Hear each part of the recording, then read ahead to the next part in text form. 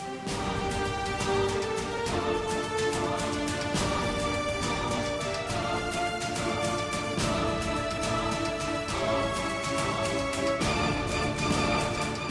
দর্শক, সবাইকে স্বাগত। এই মাঝরাতে চৌকোনা বাক্সে যারা দেখছেন আমাকে, আমি তানভীর তারেক। আমি আজকে কথা বলবো যাদের সাথে, তার সম্পর্কে কিছু বলার নেই। তারা, আমি সংক্ষেপে যদি বলি যে বাংলাদেশি চলচ্চিত্রের দুজন ব্র্যান্ড অ্যাম্বাসেডর। এবং চলচ্চিত্রের কথা যেহেতু বলছি, চলচ্চিত্র আসলে এমন একটা মোহের জায়গা, এমন একটা প্ল্যাটফর্ম যে কোনো পর্যায়ের শিল্পীকে যখন প্রশ্ন করা হয়, তাদের মূল স্বপ্নের সিঁড়ি, মূল স্বপ্নের সোপান, মূল স্বপ্নের বাড়ি থাকে চলচ্চিত্র। সো আজকে পুরো আড্ডাটাই হবে চলচ্চিত্র নিয়ে, বাকি আলাপটা আমরা আড্ডাতে দেখুন। আমাদের সাথে রয়েছেন শক্তিমান অভিনেতা, জাতীয় চলচ্চিত্র পুরস্কারপ্রাপ্ত আমার বড় ভাই, অত্যন্ত শ্রদ্ধাভাজন, অনেক অনেক প্রিয় মানুষ, মিশা সওদাগর। এবং রয়েছেন জায়েদ খান। জায়েদ সম্পর্কে আমি শুধু বলি যে এদেশের চলচ্চিত্রের সবচেয়ে কর্মঠ নায়ক এবং চলচ্চিত্র অন্তঃপ্রাণ বলতে যা বোঝায় সেই মানুষটি চিত্রনায়ক জায়েদ খান। সিনেমা ফার্স্ট আমি একটু জানতে চাই যে আজকের একটা ছোট্ট একটা বিষয় আমরা সাধারণত ধরি, তো তার আগে যে মিডিয়াতে যে ধরনের আলোচনা বা যে সব খবর প্রকাশিত হয়েছে যে দুজন, আমি বলছি ব্র্যান্ড অ্যাম্বাসেডর, এবং এটা কোনোভাবেই মিথ্যা না, দুজন যখন একই প্ল্যাটফর্মে একটা উদ্দেশ্য নিয়ে কাজটা শুরু করেন, চলচ্চিত্র শিল্পী সমিতির উন্নয়ন হোক বা যে কোনো একটা পরিকল্পনা হোক, এই ভাবনাটা দুজনের শুরুর ভাবনাটা আসলে কিভাবে হলো, এটা একটু জেনে তারপরে আড্ডায় যাই। ধন্যবাদ তোমাকে, ধন্যবাদ আছে আমাদেরকে ডাকার জন্য। বিষয় হচ্ছে যে তুমি তো সম্পর্কে বলে ফেললা যে খুব অ্যাক্টিভ একটা পার্সন। তো শিল্পী সমিতি আমি আগে ছিলাম, লাস্ট আমি 12 থেকে 15 বছর যাবত শিল্পী সমিতিতে আছি, এবং আমি ইয়াং ছিলাম। যারা সিনিয়র ছিলেন, আহমেদ শরীফ মিজু ভাই আমাকে প্রমোট করেছেন। তারপর আমি সাকিব খানকে আমি একসাথে আমাদের প্যানেলে সে প্রেসিডেন্ট হয়েছে। তো এখন মাঝখানে আমি চুপ ছিলাম 2 বছর। তো সবাই বলল যে মিশা তোমাকে দরকার, আর তোমার মনে করো সেনাপতি দরকার, তোমার মতো একজন স্কিল স্পিড, সে তো one and only Zayed Khan. একদম। তো আমি দেখলাম ওর মধ্যে যে জিনিসটা আছে, যেগুলো এমনিতেও চলচ্চিত্রের যে কোনো ব্যাপারে, স্পেশালি আমাদের পাইরেসির ব্যাপারে ওর অবদান যদি অস্বীকার করি, আফটার মান্না ভাইয়ের পর ও যা করেছে চলচ্চিত্রের জন্য, মানে বলতে পারবো না। ওই হিসাবে ওকে আরো সাধুবাদ দেওয়া উচিত। ওকে সাধুবাদ, আমি বড় হিসাবে দোয়াই দিই। সাংগঠনিক কাজকর্ম অনেক আগে জান থেকে দিয়ে দিবে সে। রাত্রে 3টায় 2টার সাথে তার কোনো টাইমিং নাই কি, এবং সে পরোপকারী একটা ছেলে। তো সব মিলে চিন্তা করলাম যে আমাদের শুধু শিল্পী সমিতি না, চলচ্চিত্র পরিবার যখন আমাদের সবাইকে বেছে নিয়েছে যে তোমরা ভাই নির্বাচনটা করো, তোমাদের দরকার, তো ওই দরকার থেকে এই মুহূর্তে মনে হয় যে আমাদের আদতেই দরকার। তো সেই নিজের দায়িত্ব বোধ থেকে আমার ওকে বাছাই করা আর আমার নির্বাচনের অবশ্যই। এবং আজকে বোধহয় টিএন নিউজের মাধ্যমে দুজনের প্রথম অ্যানাউন্সমেন্টটা হচ্ছে ভিজুয়াল অ্যানাউন্সমেন্ট। এটা অবশ্যই আমরা অনার্ড। এবং জায়েদের কথা শুনি যে জায়েদ এর আগেও লাভ বক্সে এসেছে, এবং সেটা বোধহয় পাইরেসি সহ অন্যান্য সংক্রান্ত একটা বিষয় নিয়ে আমরা আলোচনায় ছিলাম। এই যে মিশা ভাই যেভাবে বললেন, এটা কিন্তু সমস্ত ফিল্ম পরিবারের বক্তব্য জায়েদ সম্পর্কে। এবারের তোমার নিজস্ব ভাবনা, যে নেতার আসনে যখন বসা হয় বা কার্যক্রম শুরু হয়, একটা নিজস্ব ম্যানিফেস্টো থাকে, জায়েদের কোন ভাবনাটা নিয়ে সাধারণ সম্পাদক জায়েদ খান হিসেবে রওনা করছে? আসলে মিশা ভাই যেটা বলেছিল যে আমি আসলে কখনো চলচ্চিত্রের নেতৃত্বে আসবো এটা কখনো ভাবিও নি। আচ্ছা, চলচ্চিত্রকে ভালোবেসে চলচ্চিত্রে এসেছি, কাজ করছি। এসে দেখলাম যে অনেক সমস্যা, কিছু কিছু জায়গায় সমস্যা সমাধান করার চেষ্টা করলাম। যে আমারও তো একটা পরিবার, আজকে আমার ফ্যামিলিতে যদি আমার মা ভাই বোনের সমস্যায় আমি দাঁড়াবো না, আমি সেটার থেকে কিন্তু পাইরেসি বা অশ্লীলতা নিয়ে কাজ করা র্যাবের সাথে। আরেকটি মানুষ আমার সাথে কাজ করেছে, যার কথা আজকে না বললেই নয়, সেটি হচ্ছে খোরশেদ আলম খসরু, প্রডিউসার সমিতির যিনি নেতা। অবশ্যই এই লোকটার কথা আমি অস্বীকার করতে পারবো না। এই মানুষটি আমার সাথে অক্লান্তভাবে পরিশ্রম করেছে। আজকে আমরা ফোনে ধরার ট্রাই করব। তারপরে আমি দেখলাম লাস্ট 2 বছর মিশা ভাইদের পরে আমি দেখলাম যে চলচ্চিত্রটা সমিতিটা অকার্যকর অবস্থায় চলছে। মানে চেয়ার আছে, সবাই নেতৃত্ব আছে, কিন্তু কার্যক্রম নাই, খুবই কম। আসলে এই চেয়ারে বসে, সমিতিতে বসে অনেক কিছু করা সম্ভব।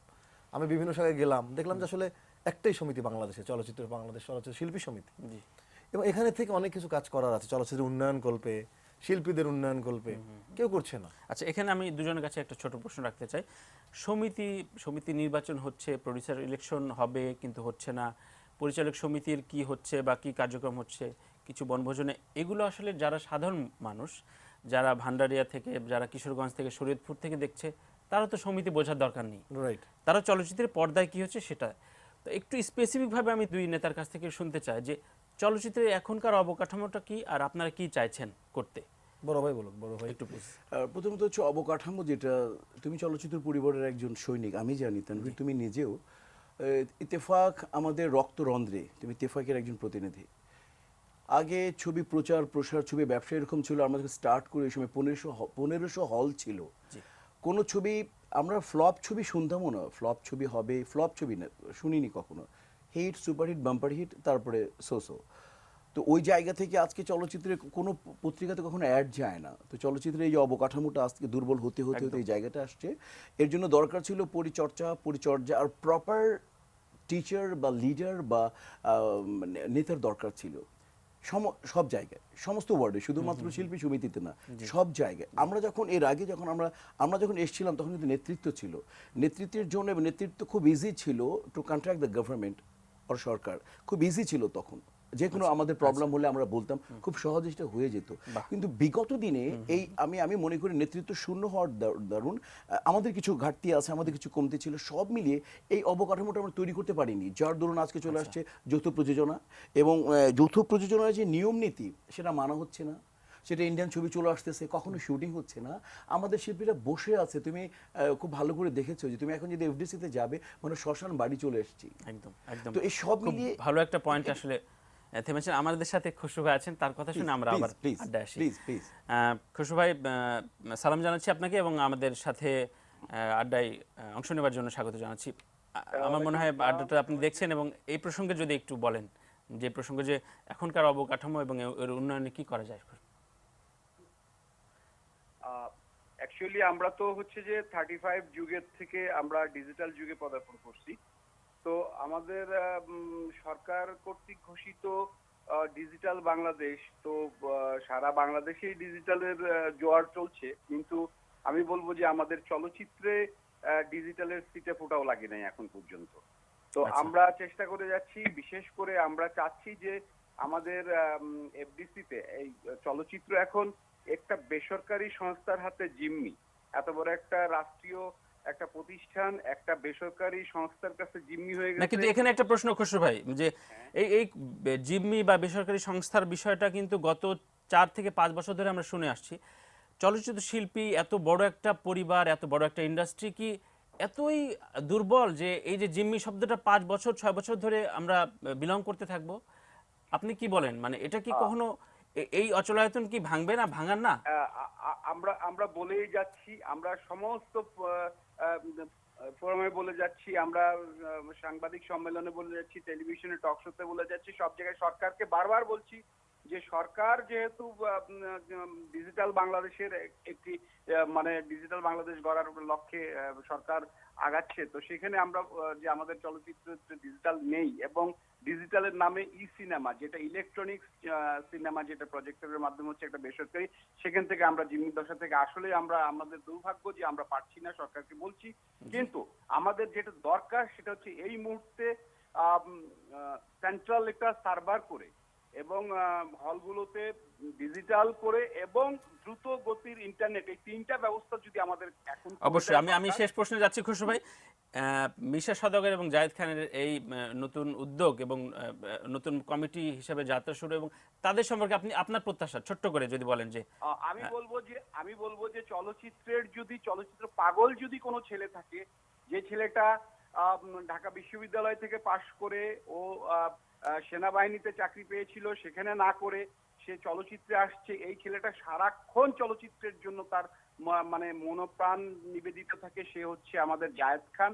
যে আমি চলচ্চিত্র পাইরেসি এবং অশ্লীলতার বিরুদ্ধে যে আন্দোলন করেছিলাম বা এর বিরুদ্ধে যে আমি কাজ করেছিলাম, একমাত্র আমি পেয়েছি সারা ইন্ডাস্ট্রির এই জায়েদ খানকে, এবং পাশে আমার হচ্ছে মিশা সওদাগর আমার বন্ধু, ও আমাকে যথেষ্ট হেল্প করছে। এবং আমি মনে করি যে চলচ্চিত্র শিল্পী সমিতির এই দুইজন যদি অদীয় মান নেতা যদি আমাদের নির্বাচিত হয়, তাহলে চলচ্চিত্র অনেকটাই অনেক বেশি উপকৃত হবে। এই সময় এদের নেতৃত্ব। ধন্যবাদ খুশু ভাই আমাদের সাথে সঙ্গে থাকার জন্য। এবং আমি মিশা ভাই বলছিলেন যে যেটা হচ্ছে সেটা হচ্ছে যে এরকম যে এই যৌথ প্রযোজনা হচ্ছে, পেপার পত্রিকায় তোমরা বারংবার লিখেছো যে প্রতারণা হচ্ছে। আচ্ছা ঠিক আছে, আমরা এইগুলো অবকাঠামোটাকে সঠিকভাবে ধরতে চাই। গভর্নমেন্ট যদি কোনো রীতিনীতি তৈরি করেছেন, আমরা তাদের সাথে বসবো বললাম, বা যৌথ প্রযোজনা 50-50, এই বিষয়গুলো যদি ঠিক থাকে, যৌথ প্রযোজনা যদি ঠিক থাকে সঠিক নিয়মে, মানে আমাদের কোনো আপত্তি নেই। কিন্তু যদি 19 হলেও মানবো না। এটা যদি আমরা সিলেক্ট হই তাহলে আমরা প্রমাণ করে দেবো যে আমরা আজকে ইন্টারভিউ না, আমরা প্রমাণ করে দেবো যে এইটা সম্ভব না আমাদের উপস্থিতিতে, আমাদের জীবদ্দশায়। No tolerance. No tolerance. জায়েদের সম্পর্কে একটা কথা খুব খুশি ভাই চমৎকার করে বললেন যে অনেক কিছু হতে পারতো জায়েদ। আমি ছোট আজকে লাভ বক্সে একটু শুনতে চাই যে ওসবে তো অনেক আর্থিকভাবে, অনেক যদি বলি যে অনেক স্ট্যাটাসে অনেকভাবে নিজেকে স্পেড করা যেত, সেটা কেন যাওনি? এবং এখনকার অবস্থানে তুমি কতটা শক্তিশালী, কতটা কোনো আক্ষেপ হয় কিনা এত সব দুঃসংবাদে? না, কখনো আক্ষেপ হয় না। খসরু যা বললো, হ্যাঁ। খসরু তো সেম, কিন্তু অত্যন্ত ভালো মনের একজন মানুষ। ঢাকায় বসে পড়াশোনার সময় তার সাথে সম্পর্ক, তার বড় ভাইয়ের দিয়ে আমার কেরিয়ার শুরু। এই মানুষটাও অনেক বড় ব্যবসা, তার ছেলে মেয়েরা সব বাইরে পড়াশোনা করে। এই মানুষটাও কিন্তু নিজেরটা তো বলতে পারেনি।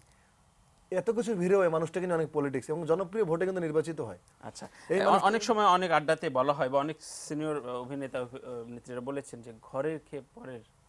হ্যাঁ, তাই করে, খসরু তাই করে। জায়েদের ক্ষেত্রে আমার কথা হচ্ছে যে পার্সোনালি যদি বলি যে এই সময়টা আসলে তুমি নিজেকে মানে কিভাবে রিকভার করো, বা আসলে টোটাল ইন্ডাস্ট্রিটা, যেমন জায়েদ বা জায়েদের মতো তো আর 10 জন আমি ছেলে উদাহরণ আমি আজকে লিখতে পারবো। মিশা ভাইকে যদি বলা হয় যে একটু 5 জন জায়েদকে লিস্ট করে দেন যারা খুব অ্যাক্টিভ, যে রাত 2টা বললেন, রাত 2টা 3টার সময় চলে আসে যে কোনো বিপদে।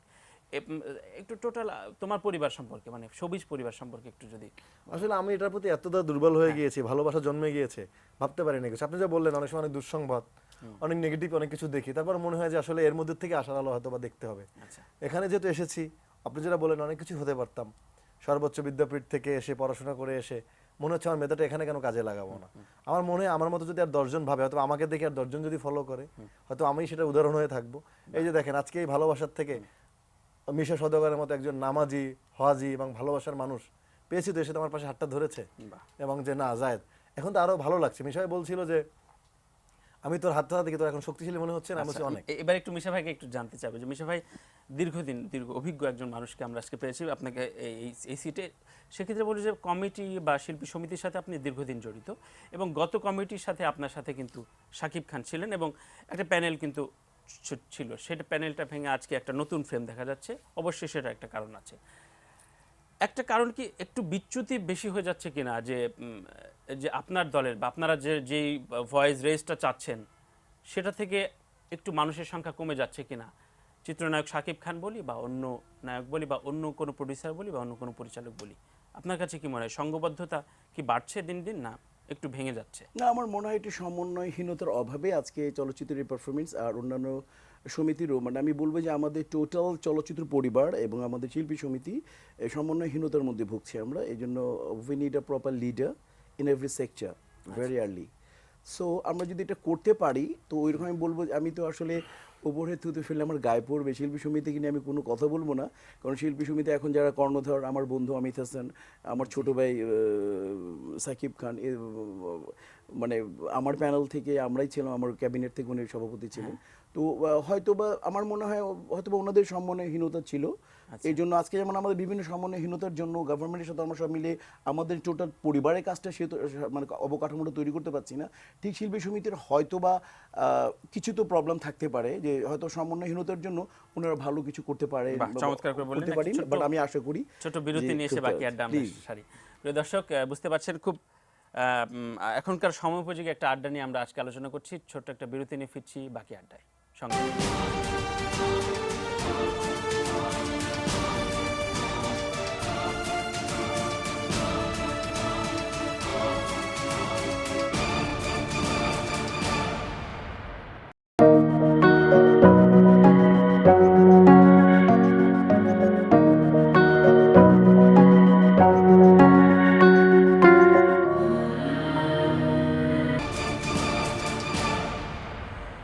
দর্শক, সবাইকে স্বাগত আরেকবার ইয়াং নাইট লাভ বক্সে। আমরা আজ কথা বলছি চলচ্চিত্রের সাম্প্রতিক উন্নয়ন এবং সাম্প্রতিক শিল্পী সমিতির কমিটি নিয়ে। আমার সাথে রয়েছেন brand ambassador of the film industry, Misha Sawdagar এবং জায়েদ খান।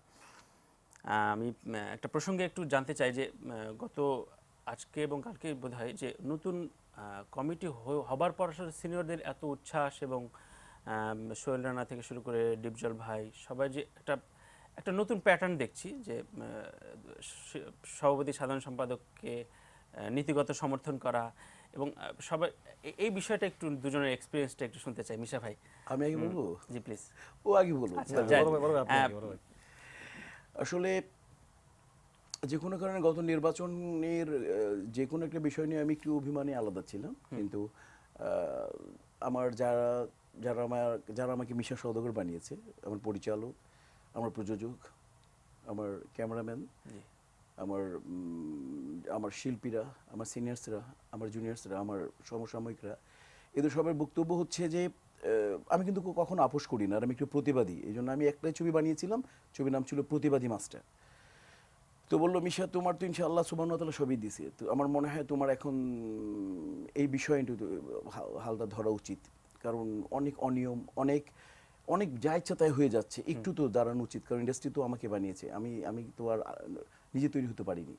তো আমার সেই দায়বদ্ধতা থেকে সবার ডাকে সমস্ত আপনজন যখন বলল যে আসতে হবে, তখন আর পিছিয়ে থাকতে পারলাম না। তখন এর মধ্যে বড় ছোট সবাই, আরো ব্যাখ্যাটা আমার ছোট ভাই দিক। অবশ্যই আমি এটাই শুনতে যাচ্ছি যে শিল্পীদের আসলে তাদের উচ্ছ্বাস বা তাদের ফোন আলাপ রাতে তোমাদের সাথে পরামর্শটা কি হচ্ছে, কেমন হচ্ছে? বলি যে ফিল্মকে যারা ভালোবাসে, নামগুলো স্পেসিফিক ভাবে যারা ফিল্মকে যারা আসলে ভালোবাসে, লিড করে যারা, যেমন ধরেন ফারুক ভাই, জি কি বললেন, ফারুক ভাই শ্রদ্ধেয়, সংক্ষেপে বললেন, শ্রদ্ধেয় সোহেল রানা সাহেব, তারপরে আমাদের সবার প্রিয় ডিপজল ভাই। সোহেল রানা ভাই কি বললেন? সবাই বলেন যে আমাদের দুজনেই পছন্দের, তোরা কাজ করতে পারবি, এগিয়ে যা, আমরা সাথে আছি। আমি বলেছি ভাইয়া শুধু কাজ করলেই হবে না, আপনাদেরকে সাথে রাখতে, এবং আমাদের একটা প্ল্যান আছে, তাদেরকে সাথে নিয়ে আমরা এগোবো। তারপর আমাদের মাসুম বাবুল সাহেব, উনি, তারপরে আমাদের ফাইট ডিরেক্টর আরমান সাহেব, খসরু ভাই তো আছেই, বললাম যে ভালোবাসা সবসময় পাশে দাঁড়ায়, আমাদের মিজু আহমেদ, সবাই মিলে, চুন্নু আছে, এরা সবাই মিলে কিন্তু এবার একত্রিতভাবে কিন্তু বলেছে এটা আমাদের চলচ্চিত্রের প্যানেল। এবার কোনো দলীয় কিছু না, এবার কোনো বিরুদ্ধে কিছু দেখতে চাই না, চলচ্চিত্রের উন্নয়ন চাই এই বছরটা, ওরা কাজ করবে, ওদের উপর ছেড়ে দেয় এবার চলচ্চিত্র। এবার একটু স্পেসিফিক ভাবে আমি একটু জানতে চাই যে দুজনার সংগঠিত হলে একদম সাংগঠনিকভাবে প্রথম পদক্ষেপগুলো 1 2 3 তিনটা পদক্ষেপ কি থাকবে? খুব প্রচলিত একটা কথা আছে, বনভোজন এবং দু একটা পার্টি ছাড়া শিল্পী সমিতির কোনো কাজে দেখা যায় না। এটা খুব মানে সংজ্ঞায়িত কথা এবং খুবই পপুলার একটা ওয়ার্ড আপনাদের নিয়ে, এই সমিতি নিয়ে। এটা কবে ভাঙবে? এটা আসলে ভাঙা উচিত হবে না, কারণ আমরা যেমন আমি বলছি না বনভোজন হবে না, এটা মানে মানুষের যারা আমাদের লাইক একটা কোনো আর্টিস্ট হয়তো বা 15-20 লাখ 25 লাখ টাকা পায় সে একটা ছবিতে, আবার আমাদের এমনও আছে যে 250 300 500 টাকারও শিল্পী আছে, কনফিডেন্স দিয়ে সে চলে। তো ওকে বিনোদন দেওয়া, তো আমরা যারা সচ্ছল ওনাকে বিনোদন দেওয়ার একটা বিষয় থেকে ইফতারি বাবা এরকম, না আমি বলছি ওই বিষয়ের পক্ষে কথা বলবো। সাংগঠনিক বিষয়টা হচ্ছে ধরেন আপনি তাদের ইফতার খাওয়ালেন, কিন্তু তাদের যে আমি জানি না মাসিক একজন এক্সট্রা গত 10 বছরে কতটা তার আয়টা বাড়িয়েছেন আপনারা, সেটা সাংগঠনিকভাবে বা একটা ফান্ডামেন্টালি ভাবে। আমরা 10 বছর আগে একজন এক্সট্রা নাচিয়ে বা ট্রুপস যারা, তাদের বেতন, তাদের ভাতাটা কত 10 বছর পরে বেড়েছে, সেই বিষয়ে একটু নজর দেওয়া উচিত না ইফতার বা বনভোজনের চাইতে? ডেফিনেটলি আমরা করেছি। সেটা হচ্ছে আমরা যখন সমিতিতে ছিলাম, সাকিব খান আর আমি, এই আজ থেকে 2.5-3 বছর আগে, আমরা যারা নাচি, আমাদের নাচের শিল্পী এবং আমাদের যারা ফাইটের শিল্পী, তাদের রেমুনারেশন ছিল শিফটে 500, ওটা আমরা 1000 টাকা আমরা শিল্পী সমিতির আন্ডারে। আপনার আগের কমিটির কথা এবার আমি শুনতে যাচ্ছি যে এবারের ইশতেহারগুলো, ইশতেহার এখন তৈরি করি। এবারে প্রথম কাজটা হবে যে আজকে যে এফডিসিতে কাজ শূন্য জায়গাগুলো আছে, আজকে আমরা কাকরাইলে গেলে দেখি নাই, কারণ শিল্পীদের দায়বদ্ধতা সরে গেছে, শিল্পীরা প্রপার টাইমে আসে না। নতুন পরিচালক নাকি ভয় পায় কাকরাইল। হ্যাঁ রাইট, এবং অনেক শিল্পী টাইমলি আসে না। এই শিল্পীদের টাইমলি উপস্থিত হওয়া, কারণ শিল্পীরা যদি টাইমলি না আসে, একটা পরিচালক তার মেধা অবশ্যই স্খলন হয়ে যায়, তখন প্রপার বুঝতে পারে। কারণ প্রযোজকরা তখন রেগে যায়, বাজেট বেড়ে যায়। আমাদের দেশে চিন্তা করে 2.5 থেকে 300 হল আছে, এগুলোকে রিলিজ দিতে হবে। তাহলে বাজেট যদি প্রথমে কিনতে যদি আমি লাভ না করি, তাহলে শিল্পীরা আমরাই এবং সেটে কোনো রকম মোবাইল চলবে না, সেটে আসতে হবে, একটা কল টাইম থাকবে, প্রপার কল টাইম। আমরা হঠাৎ এখন সকাল 6টায় বললে হবে না, আমরা 9টায় ছিলাম, 10টার মধ্যে শুটিং আরম্ভ হবে, বা হাইলি 11টার মধ্যে এরকম করতে বাধ্য হবে এবং আমরা। সিকোয়েন্সের চাইতে সেলফি পোস্ট বেশি দেখা নো, যায়। ওইগুলো কালকে ইন্টারভিউ বলছি যে না অভিনয় করো, পরে ইন্টারভিউ আলাদা আসবে, ইন্টারভিউ বাদ। এটা নতুনদের সম্পর্কে বলতে চাই না আমি আমার, এবং আজকে আমি বলতে চাই যে করি হোক আমার বাম দিকে যদি আল্লাহ সুবহানাহু ওয়া তাআলা আমাদের সিলেক্ট করে, আমি যে জিনিসটা বলতে চাই, শিল্পী সমিতি, যে এটা আগে কখনো হয়েছে কিনা জানি না, দুটো ছবি আমি এবং একটা ও দুটো ছবি প্রডিউস করবে, এটা দুটো ছবি শিল্পী সমিতি আমার যারা আমার দেখছেন কমিটি তারা একটা করবে। বড় বিগ ক্ল্যাপস দিচ্ছে আমি হ্যাঁ, জানি। না, এটা আমরা- ছবি আমরা করব। আমি একটু যাদের কাছে শুনতে চাই পরিকল্পনাগুলো। আসলে বড় ভাই যেটা বললেন, শ্রদ্ধেয় মিশা সওদাগর সাহেব যেটা বললেন, বড় ভাই এটাই আসলে আমারও প্ল্যান, যে এই জিনিসগুলো ঠিক করতে হবে। তারপর ধরেন এই যে আজকে আসলে শুধু চেয়ারের পিছনে তো ছুটে লাভ হবে না, মেইন সমস্যাটা কি, সিনেমা হলগুলোকে একটু সংস্কার, এটার জন্য যদি আমাদের কোথাও করণীয় থাকে। চলচ্চিত্র আন্দোলন বলতে তো আমরা শিল্পীদেরকে বোঝে, আমাদেরকে সর্বাগ্রে থেকে পরিচালক সমিতি, প্রযোজক সমিতি, ক্যামেরাম্যান সমিতি সবাইকে সাথে নিয়ে সিনেমা হলের সংখ্যা যদি একটু বাড়ানো যায়, ডিজিটালাইজড করা যায়, তারপরে ধরেন যদি একটু সার্ভার সিস্টেম, যেটা বললো খসরু ভাই, সার্ভার সিস্টেমটা যদি এফডিসিতে করা যায়, পাইরেসিটা বন্ধ করা যায়, একটা প্রোডিউসার টাকা ফেরত পেলেই আবার ছবি করবে, আর ছবি করলে শিল্পী। যে মূল বিষয়টা আমি দুজনের কাছে, আমি জানি না কেন এড়িয়ে গেলেন বা হয়তো পয়েন্টে আসে নাই, যারা যৌথ প্রযোজনা নিয়ে কথাবার্তা হচ্ছে, যখন না, এটা মিশা ভাই বলেই গিয়েছেন। না, আমি একটু স্পেসিফিক করতে, যারা যখন শিল্পীটি ইনক্লুড হচ্ছেন, কোন এখতিয়ারে, কোন কিভাবে include হচ্ছে, আমি একটু একটু একটু স্পেসিফিক ভাবে Please. আমি একটু দর্শকদের বোঝাতে চাই যে শিল্পী সমিতি এখানে কি ভূমিকা রাখবে। যে একজন শিল্পী যখন যে কোনোভাবে যৌথ প্রযোজনা ছবিতে ইনক্লুড হবেন, অনেকেই শুনছে ছবি রিলিজ হয়ে যাচ্ছে, তখন শোনা যাচ্ছে যে না এখানে যৌথ প্রযোজনা ঠিকমতো মানা হয়নি। শিল্পীর তো তখন কোনো দোষ থাকে না, বা দোষ থাকে কিনা এটা একটু এটা শুনতে চাচ্ছি। জানার জি, please. অজ্ঞতা আছে। সেটা হচ্ছে যে ওই শিল্পীকে এই নেক্সট শিল্পী সমিতি যাওয়া হবে। আমরা এর আগে মিথুন চক্রবর্তীর কাছ থেকে আমরা সম্মানী নিয়েছি, আমরা শক্তি কাপুরের কাছ থেকে, আমরা ক্যাবিনেটে ছিলাম তখন মিজু ভাই ছিলেন, সম্মানী নিয়েছি আমরা। এটা এখন নেওয়া হচ্ছে কিনা আমি জানি না। আপনারা নিজেদের But শিল্পীকে work control permit, করবেন even কিভাবে? though- এই আমার সমিতি বাধ্য হবে, ওয়ার্ক পারমিট আছে কিনা আমরা দেখব। ওয়ার্ক পারমিট থাকলে সে কাজ করতে পারবে, এবং তারপর আমার শিল্পী সমিতি পারমিশন লাগবে, আমাদের শিল্পী সমিতি পারমিশন লাগবে, এবং একটা তাকে সম্মানই দিতে হবে, কারণ এই জায়গাটা তো আমার শিল্পী কাজ করতো। অবশ্যই। যেই করবে আমার শিল্পীকে একটা work permit, permission, work permit, সরকারি পারমিশন, ওয়ার্ক পারমিট তারপর করা আছে কিনা, এবং আমার সমিতিকে, আমার সমিতি চলবে কিভাবে, তাকে সম্মানই দিতে হবে, কারণ এই জায়গায় আমরা একটা শিল্পী পেতো, শিল্পীটা পাচ্ছে না। এটা তো অবশ্যই করতে হবে। আমি যৌথ আমি বলতে চাচ্ছিলাম যে মূলত বিষয় যে আজকে মাঝারি ধরনের প্রডিউসার্সই নেই। কাকটাইলে আমরা একটা জিনিস প্রমাণ করে দেবো যে অল্প বাজেটে ছবি হবে, এবং সেটা টাইমিং করবে, শিল্পীরা দেরি করতে পারবে না, শিল্পীদের যে অসহযোগিতা সবাই বলি, এবং একটা জিনিস তৈরি হয়ে যাবে, আবার আগের মতো আমাদের চেষ্টা থাকবে। আমরা শুনতে চাই যে আবার কথাটা আসুক যে পরিচালকের ছবি রিলিজ হচ্ছে, আমরা কোনো নায়ক নায়িকা বা কোনো ভিলেনের ছবি শুনতে চাই না, আবার যাতে হয় যে না অমুক পরিচালকের ছবি আসতেছে, এই ছবিটা কিন্তু এইরকম। চমৎকার। আমি অনেক গুরুত্বপূর্ণ কথা। আমি একটা বিষয় একটু জানতে চাই যে খুব প্রচলিত আছে, অনেক সময় পরিচালকরা প্রেস লিস্ট পাঠান বা জানতে চান যে সিনেপ্লেক্সগুলো হাতে গোনা 2-3টে রয়েছে, তারা কমার্শিয়াল যে টোটাল বিনোদনের ছবি সেগুলো অনেকে উঠাতে চায় না, সেগুলো আসলে প্রজেকশন দিতে চায় না। একটা সংঘবদ্ধ গোষ্ঠীর ছবি ছাড়া বা ইংলিশ ছবিগুলো বেশি চলে, এ ধরনের একটা অভিযোগ রয়েছে, যা আমরা দেখিও।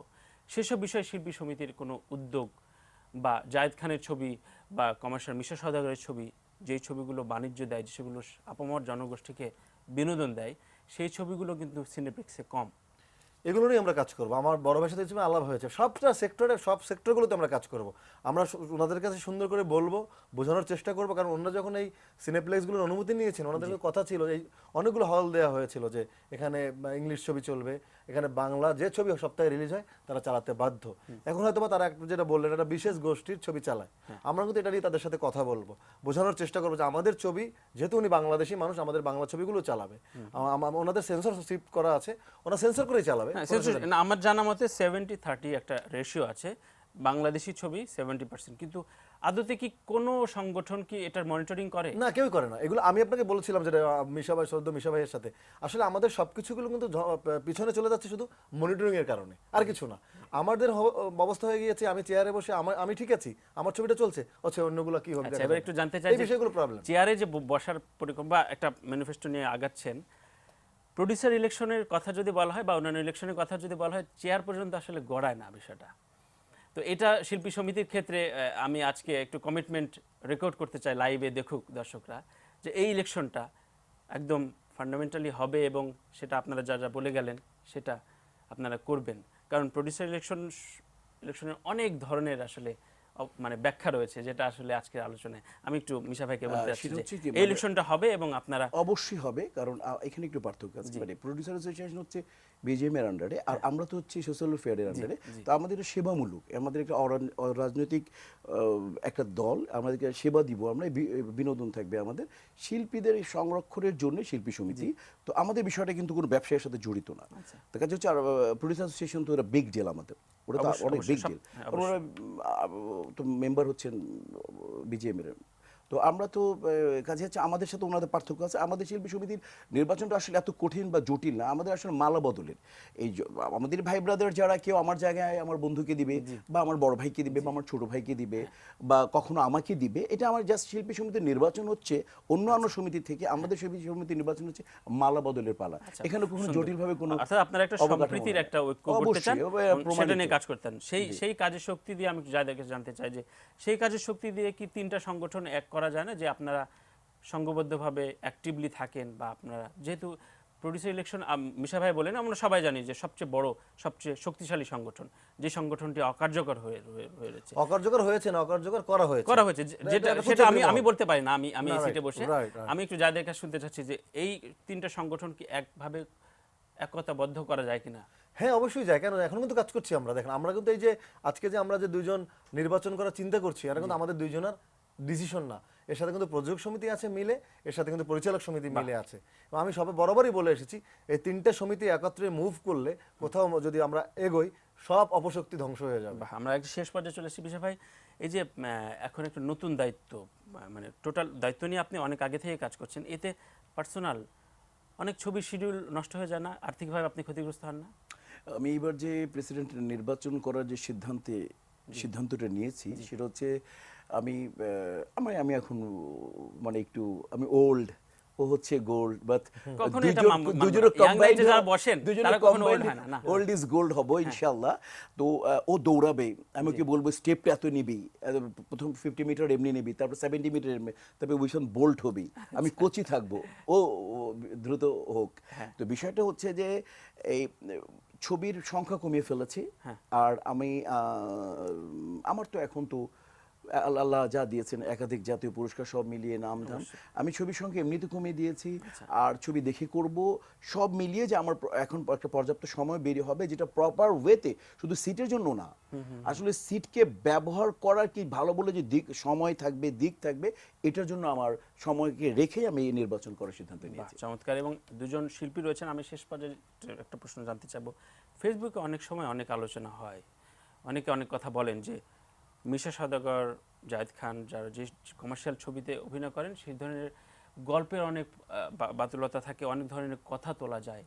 এইসব বিষয়, এই যে একটা যেই ছবিটা সবচেয়ে বেশি ব্যবসা দিচ্ছে, সারা দেশের মানুষজন যাচ্ছে, তাকে কিছু কিছু ফেসবুকীয় তরুণরা যে বিতর্কিত করার চেষ্টা করছে, এটার একটা ক্যাম্পেইন, কারণ ডিজিটাল ক্যাম্পেইনে আপনারা কিন্তু অন্যান্যদের চাইতে পিছিয়ে, যারা অন্য ধারার ছবি করেন। আমি খুব শর্টলি বলছি, এই সম্পর্কে আপনার এই তরুণ দর্শকদের উদ্দেশ্যে ডিজিটাল ক্যাম্পেইন হয় না, যারা এফডিসি নির্ভর ছবি করেন, তাদের ডিজিটাল ক্যাম্পেইন আমরা আসলে এফডিসি নির্ভর, আমরা চলচ্চিত্র বলতেই আমরা এফডিসি ঘরানাই তো বুঝি, স্বাভাবিক।